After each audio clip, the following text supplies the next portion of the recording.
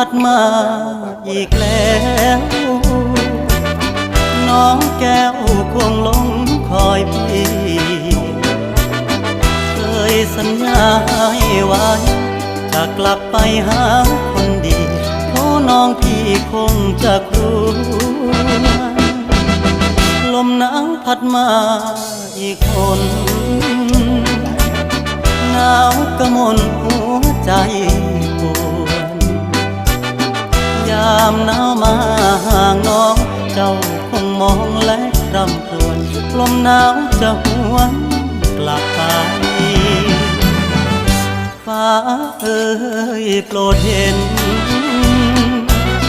ฟ้าโปรดเป็นพยานให้